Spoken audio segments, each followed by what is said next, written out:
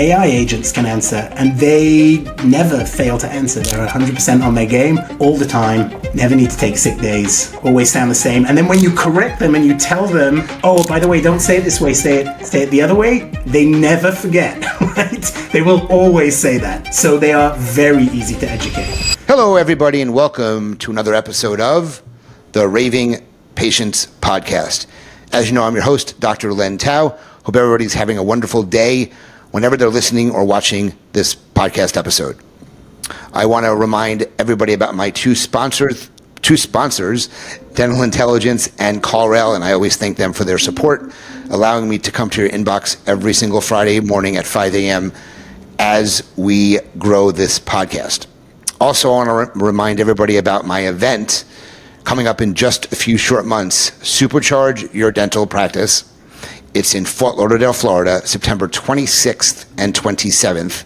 You can go to superchargeyourdentalpractice.com and use the code RAVING, R-A-V-I-N-G, to save $100 on early bird registration, which is going to end July 31st, 2025. So you just got a few short weeks after this episode runs to save money on the registration. Today's episode is called Getting New Patients You Want from the Internet Without Doing TikTok Dances in Scrubs.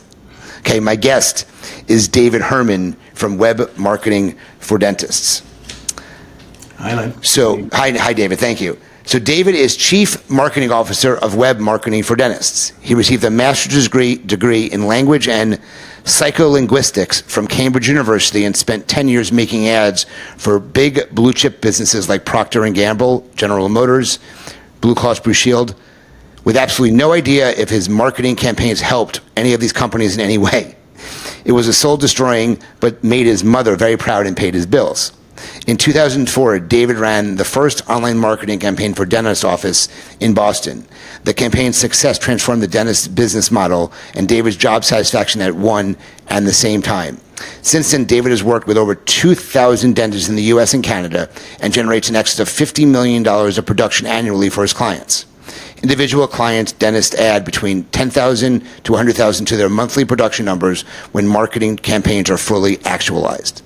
David works with 6 marketing experts, each with over a decade of dental marketing experience, because it's more fun and 10 times more profitable when you work with a skilled, experienced team.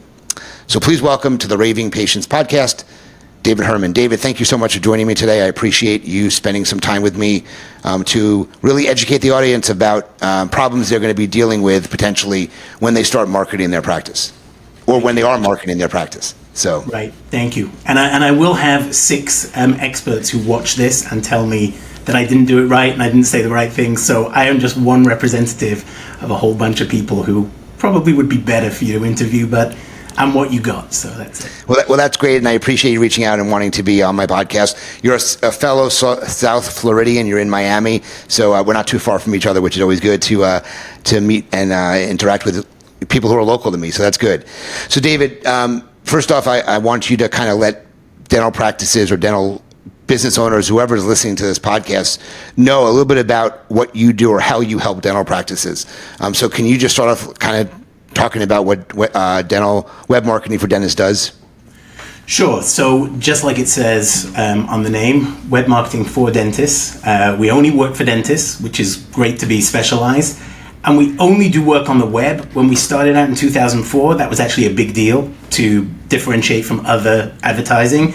Nowadays, I don't know, I guess people can do a little bit of TV, but a lot of the TV is actually on the web anyway.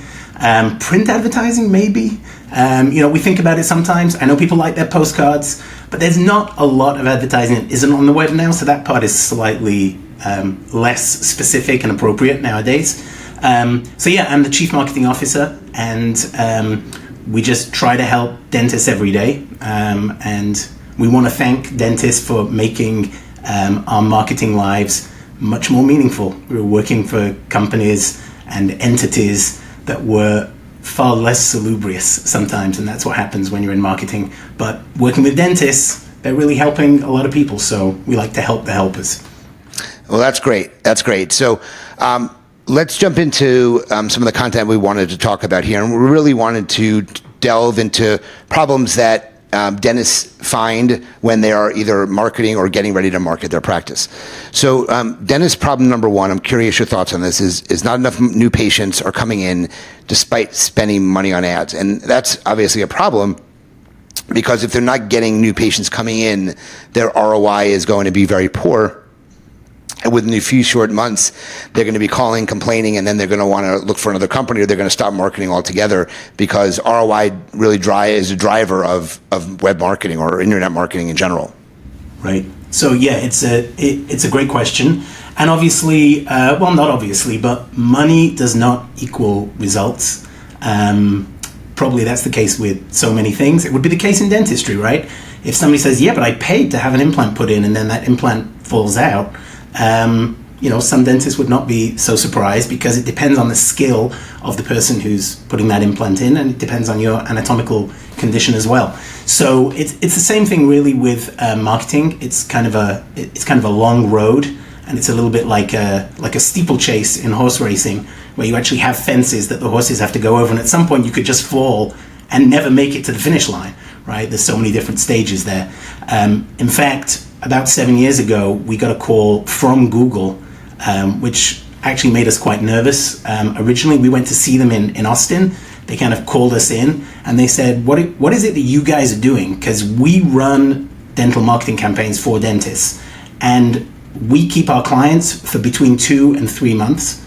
And we know, because we own the Google Ads platform, that you guys are keeping your clients for on average 22 months. So how are you doing 10 times as well as we are?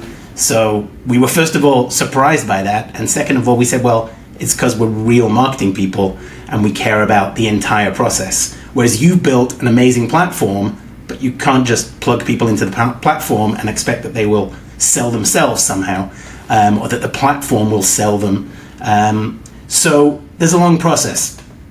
And Google were kind enough to invite us to become premium partners, which is a double-edged sword, because they are our friends, they're also our enemies, and quite often all they want us to do is spend more money, but we would rather have a nicely formulated strategy.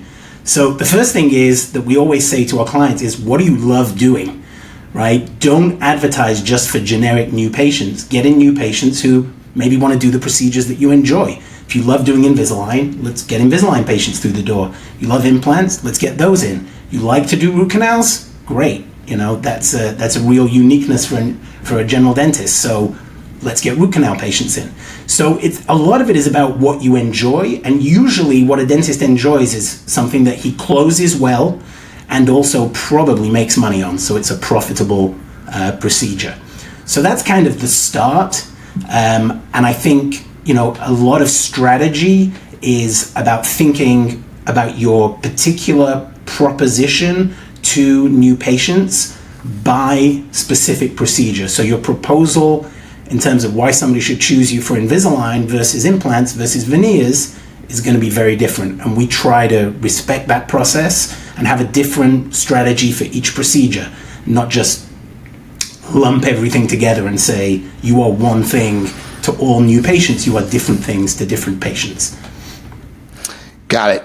So, I'm obviously very well aware of these problems, because, even though I'm really known for my reviews and how I got into the review space and how I helped dental practices with the reviews, I really started in the marketing space well before that, helping dental practices market their practice. So a lot of these things I understand. The second problem is that having a weak online presence, including a poor website, bad SEO, or even a low Google reviews. How do you think that, one, contributes to, in my opinion, a lack of success with AdWords? Because I think there's a big connection between how someone looks online and how those ads perform. Because I've always taught that you need to stop your marketing spend until you have a steady flow of reviews, because you're wasting your money. That's what I teach. So I'm curious, for someone who does a lot of AdWords, what your opinion on my take on that is. Yeah, no, that's really interesting. We actually build landing pages separate from people's SEO website, from their main websites, for our pay-per-click campaigns. So when we do Google Ads, we have specific landing pages that we already know work in terms of kind of squeezing people into action. They are called squeeze pages often. We like to do that because that keeps the pay-per-click side of things totally separate from SEO. But I think weak presence generally means SEO, means on my main website, what can I do better? You're right that reviews is absolutely crucial. We were just talking about it previously about how reviews has become the number one feature for being well ranked in SEO now. And it's not even just reviews, it's how many reviews you had last week or in the last month. It's recency of reviews is also really important. So you can't just sit back on your laurels and say, I have 1,000 reviews, everybody else should catch up with me. The guy that gets 5 reviews last week is probably going to go ahead of you in the pecking order. So that's certainly a very important role. One thing that nobody really pays very much attention to, but Google did in 2018, they came out with this figure, but it's still applicable today. They haven't updated it, but it's basically on speed of the site. The site has to load really fast, and I see a lot of dental sites that are really slow loading. They've probably got some really nice before and after pictures that are really large, and they're taking a long time to load. If it doesn't load within 2.5 seconds, people start to leave. They don't believe that the site is going to actually work. And that was in 2018. I don't think people have gotten more patient over time. They've got less patient. Absolutely not.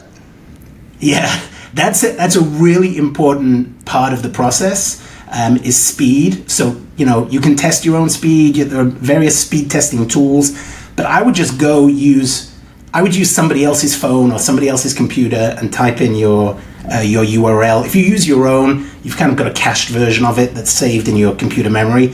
So if you go use somebody else's phone, you'll find very quickly, how fast it loads for everybody else. So that's a really good thing to go check. And then if you're having problems, go to your web developer and challenge them to make it much faster. They probably can. They probably know how to do that. Maybe that you have a very old website and you need a new website, but there are ways to speed up the processing. I would also say the other key thing is maybe having videos as well. I think videos is almost becoming as important as reviews. I think reviews establishes some kind of baseline of, if it's 4.5 stars to 4.9, people believe it. Apparently 5 stars is unbelievably good and everybody thinks you fixed it somehow. But once you've gone to the point where you establish that people are good, and there are a lot of people who have 4.5 stars now, and many, many hundreds of reviews, what's really useful is to get to the point where you're recording videos of yourself, even if it's just your voice, because really dentists are more voices to their patients than faces, because of all the glasses and everything, but they want to hear your voice and they want to trust that voice. They want to hear you talk about dentistry. So often we'll use the platform that we're on right now, actually, we use as well to record interviews with dentists. And often it isn't the face of the dentist that we're showing. Sometimes it's the face of one of that dentist's patients, or perhaps a before and after that the dentist then talks over, just talking us through a process, explaining what the problems were that the patient had, showing empathy with those problems, and then explaining very quickly and not so clinically how they got to the result, and then perhaps how happy that patient is now, or what the patient said about that process. So just, it's almost like a third-party testimonial, if you like. Instead of getting that person to say, I'm really happy, it's the doctor saying, here's what happened, the person is now happy, I did that. And we find that's really useful in terms of getting not just more reviews, I think more high quality reviews. Yeah, I agree with you. You talk about, we'll call them video testimonials from patients, and then there's also obviously doctors talking as well. But the video testimonial from the patients, I actually renamed that many years ago. I call them trustimonials, because they create a massive amount of trust with potential patients when they see these videos from your current patients talking about how great you did for them. So they're trustimonials, not necessarily testimonials. Just a little spin on how they're discussed. I want to bring up another problem as I was thinking as you were talking. So I'm going to bring this up now. Another big problem I see, and when I talk to dental practices, and I talk to a lot of them, and they're doing Google AdWords, one of the questions I have is, so are you getting results from the Google AdWords? and a lot of times, or most of the time, they're saying, I don't really know. So I'm curious, because you obviously do a lot of AdWords. How do you recommend a practice tracks the results, other than, because look, someone's going to say, they're going to call the office, they're going to want to make an appointment, and they're going to be asked how they heard about the practice, or they should be. And most of the time they're going to be saying, I found you on Google. Okay? But obviously there's the ads, there's the reviews, there's the organic website. How do they know it's actually coming from the AdWords campaign? So a lot of times dentists don't really understand that aspect of it. And when I ask them, how are the ads performing for you, they kind of go, I'm not sure, I don't know. Right. So are you a proponent of using, you have microsites, as you mentioned, or sites that's not, you don't direct them to the website, you direct them to another site. So you're using what I refer to as microsites. Are you using tracking numbers? What is the best way to know what you're getting from every single ad? Yeah, no, it's a great question. So on the PPC side of things, on pay-per-click, Google Ads, we have these microsites. We use specifically only tracking numbers. Really, the only way to find that site is if you come through the ad. We actually put a tag on there that makes sure that it doesn't show in the standard Google search engine results.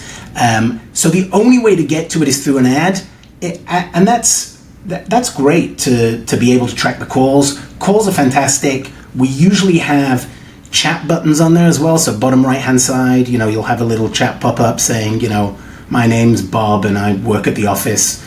They don't, but it says that they do, and they offer to do a chat. Lots of people want to chat. They're in environments where they can't speak right now, so that works very well for them. And then there's forms as well, so people get to fill in forms. I think forms is probably the most problematic area right now, because it tends to be open to quite a lot of spamming by certain groups and individuals. So that's a little bit more problematic, and we're struggling through that process right now to try to have less spam. And in fact, we're trying to take over the lead management up to the point that we actually make appointments now. So often there's a lack of capacity at the dentist's office, and certainly after 5 o'clock or before 8 o'clock, it's really tricky to get anybody to answer the phone. You can always say, well, I give the girls a mobile phone and they take it home with them. It's like, yeah, but they're actually living their life and also sleeping sometimes, right? So that they can come to work tomorrow. So, it's not normal to expect that people are going to be answering the phone 24/7. But if you want to get it answered by humans or by AI, that's totally possible now. And really helps us to follow up with people and to validate that these leads are real.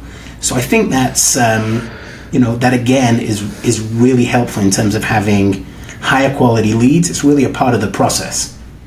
Got it. How do you feel about, I talk to dentists all the time again, and they say, well, my husband is doing the AdWords, or they're not using, they're calling Google, and you said that Google reached out to you because they don't keep their AdWords clients for a very long time.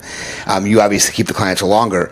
So, right. I mean, there's a science, as you know, to doing Google AdWords properly. There's looking at keywords. There's negative keywords. There are all these looking at where you want the ads to run. There's so many factors involved here where somebody is not able to do it quite themselves. Okay? Yep. So my question to you is, when you speak to a dentist and they're doing it themselves, what is your, other than saying, well, you need someone to do it, what is your suggestion? Because I come across that a lot as well. So sometimes we just say, why don't you give us some kind of access so we can at least see the account and tell you what may be some of the problems. Usually when we do that, we find so many problems that it's difficult to know where to start. And usually we do a little bit of explaining of what the problems are, and then we try to set up a completely new campaign, because usually the campaign is not really serviceable. There are so many mistakes you can make. I always say it's like there's 53 things that we know how to do in a Google Ads campaign, and if you only know 5 of them, you're out of the game basically. So I think that's a serious problem. We've heard that with so many people that they'll say, not just my husband's running this campaign, they'll say, I already tried it. I tried it and it doesn't work. It doesn't work in my area. I don't think any area is so special that that Google Ads won't work there. There are certain areas where it's very expensive You know, if you're in Chicago, LA, Manhattan, you're going to be paying a lot per click. But it certainly works everywhere, and Americans are generally Americans. And there's some poor, and there's some that are wealthy, and there are some income capabilities inside Google Ads to target specific incomes that we do find works. They obviously have a lot of information about us that is disturbing on a personal level, but very gratifying if you're a marketer. So yeah, there are so many ways to target differently. And with most people, I say the thing you have to have patience for is for playing with the Google algorithm and trying to find a little vein where you can have some success. It really is like a little bit, even for us, and we've worked with over 2,000 dentists, it's still a case of let's try to feel our way forward and see what's working. Sometimes you just can't seem to spend the budget. Right? You have basic issues of suddenly in one campaign, you can't spend the budget.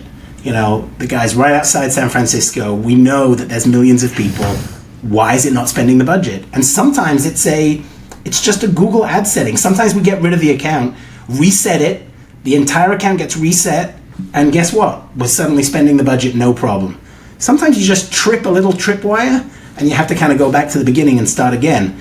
And it happens to everybody. It happens to us, and we think we have a very solid, repeatable process. Got it. One of the other things that I talk to dentists about when they're talking about doing Google AdWords, I talked about reviews, but even more importantly is what procedures are they looking to target? Because Google Ads can be quite expensive, okay, in terms of bringing in the patients for the number of clicks you're getting. So procedures you're targeting, but also minimum budgets. And I've talking to, when I talk to doctors who spend $500 a month, a lot of times they say it's not effective. Okay, so I'm curious what your feeling is on like what should the minimum budget be to get some really good results. Okay, that's one. Yeah. But secondly, do you agree with me that you have to target the bigger procedures such as implants, Invisalign, sleep? You can do emergency dental, but the problem with emergency dentists is that a lot of times the patients come in and it's very hard to convert them into a full-time patient. Right. But if you're targeting if you're targeting general dental terms, general dental terms don't bring in patients like that. So am I correct in my thinking there? Yeah, absolutely. I mean, the worst campaign for us is a campaign that's, just bring me new patients. I just want new patients to come in.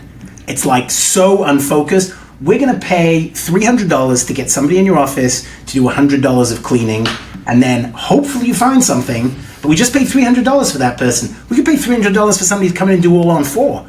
Right?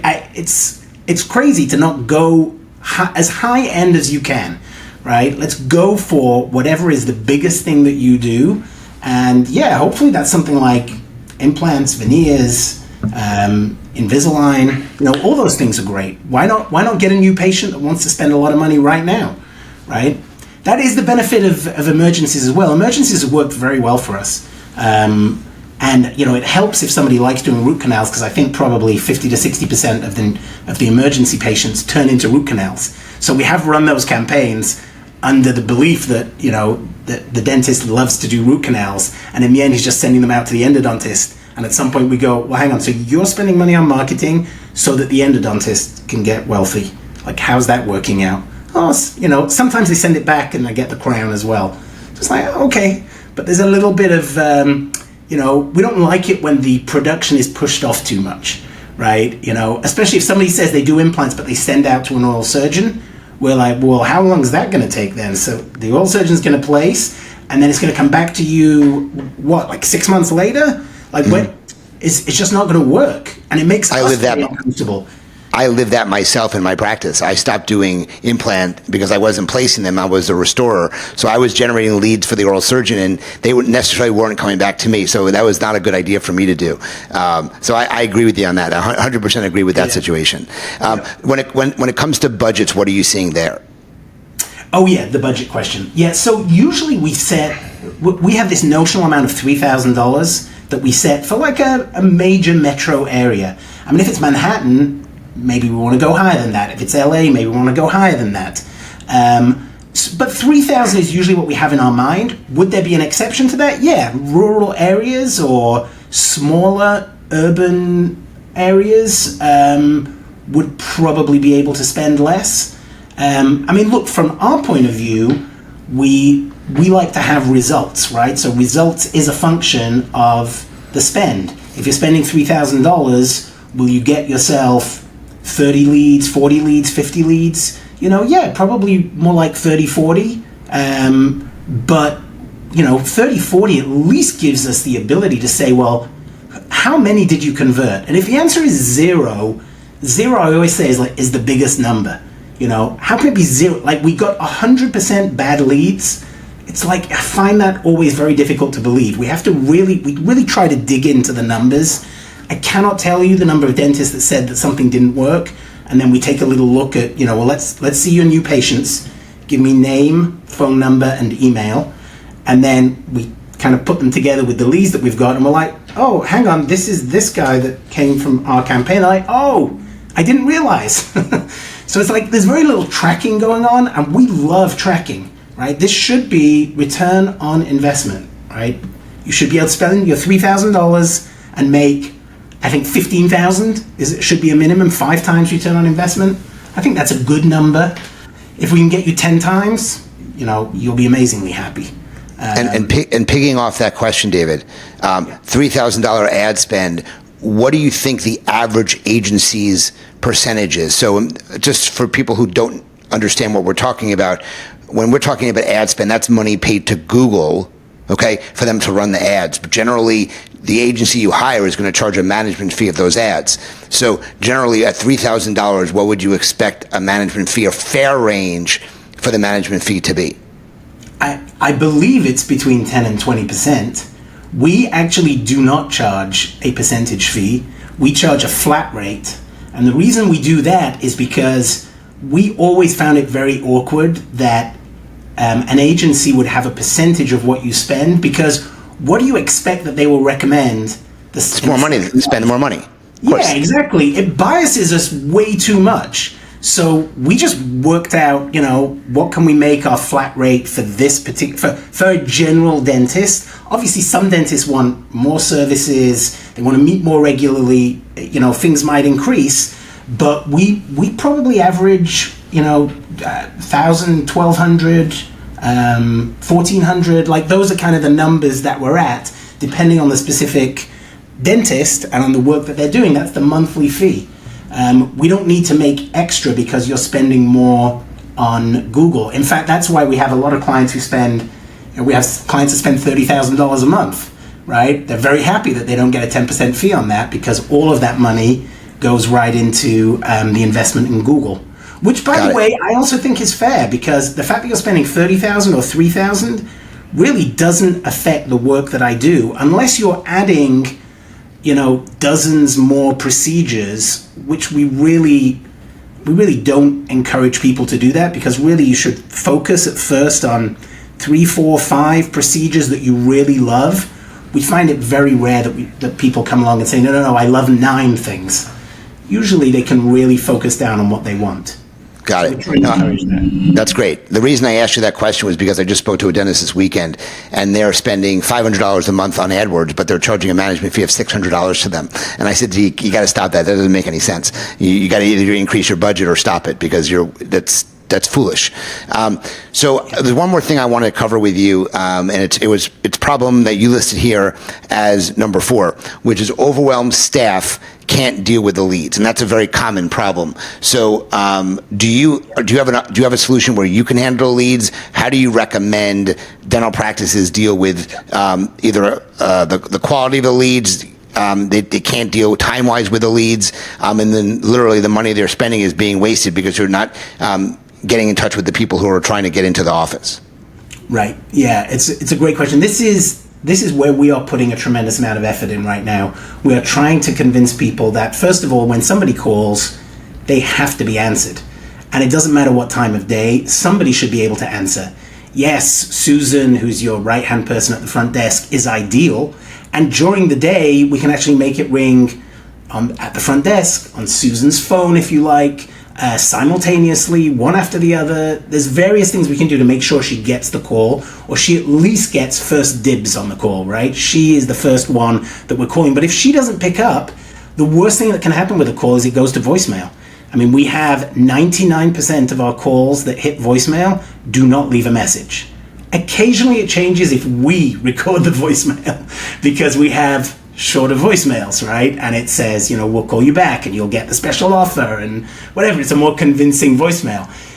But most people just have an ordinary voicemail and people just move on, right? And all of my clients know, and you probably experienced this as well, you call somebody back, even if it's 2 minutes later, they're already, oh, I'm all set. Yeah, I booked somewhere else. Then you're in a very awkward position. Then you have to, what are you going to do? Like, stab this guy in the back? Like, say he's no good? Like, it's very, very awkward. If you would have just picked up the call, you would have booked that person. And we see it in the stats, by the way. The stats say about 50% of the calls that are answered are booked.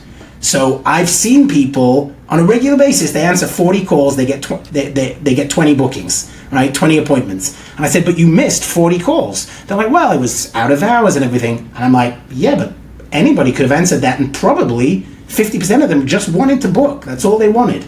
We do warm them up a little bit on the landing pages. We're trying to make them want what you've got. Very often we're giving free consults that normally would be $150, $200. So we're giving them something and they want it, and we get them excited about it, and then nobody answers the phone. So if we can answer the phone, we will definitely do that. We can also put you at the front of the queue and then have, we would answer afterwards. And then when we answer, it's either humans, which is, they're a great species and they still are very useful. And then it's AI, right? AI agents can answer, and they never fail to answer. They're 100% on their game all the time, never need to take sick days, always sound the same. And then when you correct them and you tell them, oh, by the way, don't say it this way, say it the other way, they never forget, right? They will always say that. So they are very easy to educate. So we love doing that, and that's just calls, right? Forms are a whole other problem, but treating forms as if they are somebody who's reached out to you who might be a lead is kind of the way we go. We like to SMS text them, we like to email them, we like to see proof of life, right? For forms, try to see that they're real people, because there is so much spam. And there's so much within the system that unfortunately monetizes spam. And I won't talk about that in detail now, but there is a reason that there's a lot of spam and people make money out of it. So we really have to be on our game for forms. And again, I think using AI is probably the best way to do that. Got it. Well, we're running short on time, but I want to do our lightning round Q&A here, and then we'll get your contact information. I think you have an offer to throw out to the viewing and listening audience, but I want to get through a number of these questions, David. So as I mentioned, these should be, at this point, like literally one-word answers, if you can, a couple-word answers, not long, drawn-out answers here. So for those that haven't listened to a podcast before, I'm going to ask David some lightning round Q&A. These are all business-related questions. So first question, David, do you have a favorite business podcast? And if you do, what is it? It's probably Raving Patience. Brown noser. So that's fine. I appreciate that. Let's see. What book have you read multiple times and you recommend the listeners or viewers read as well? Business book. There's anything. Crime and Punishment by Fyodor Dostoevsky. It's amazing. Okay. All right. Let's see what else is. Let's see what we got here. What habits have helped make you successful?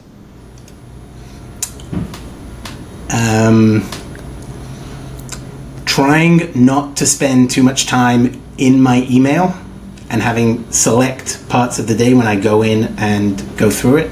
Otherwise, you can get sucked in forever. Okay. Let's see what we got here.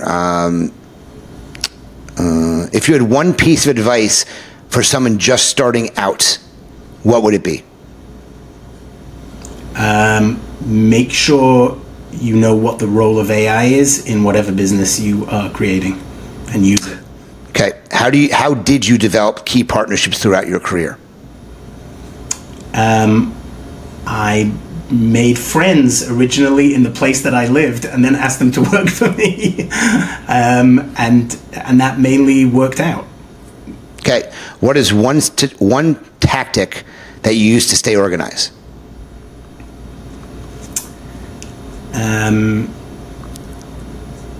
Writing a to-do list first thing that I get into the office with, and I just concentrate on 5 top things. Otherwise, it would take me the whole day to write it. Okay, how do you define success? Some kind of life-work balance where work is a real pleasure so that it doesn't feel like you're working, and then that it supports something amazing outside of work. Okay, who has been your greatest inspiration? Truthfully, it's probably my wife, Rachel. In a business sense, probably Tim Ferriss, actually. I find him very inspirational.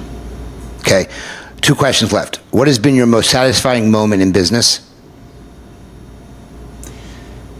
I loved visiting Google and hearing that we were doing better than they were. That was very satisfying. I'm sure it was. That's good. Last question, and this I ask everyone. What is one subscription, so something you pay for on a monthly or annual basis, that you cannot live without? It's probably Loom. Loom.com. Video recordings device, so you can video record and show screenshots. Video voiceover. Yep, screenshots too. Yep, perfect. It's super powerful. Great for dentists as well. That's a great product. So David, how can people reach out to you if they want to learn more about how you or web marketing and dentists can help them? And I think you had some type of offer you wanted to offer to the viewers or listeners of the Raving Patients podcast. Sure. So webmarketingfordentists.com is the long version of the name. WM4D.com will take you to the same place. So yeah, you'll see me there on the homepage, and I think you can book, you can schedule time with me as well. So that's great. And an offer that we have, if anybody mentions Raving Patients or Dr. Lentau, is a free month. Which actually ends up being more than a free month, but a free month of our management service of Google Ads. So we will we'll do strategy with you, we'll set up a landing page, we'll set up Google Ads, and we'll run it for a month.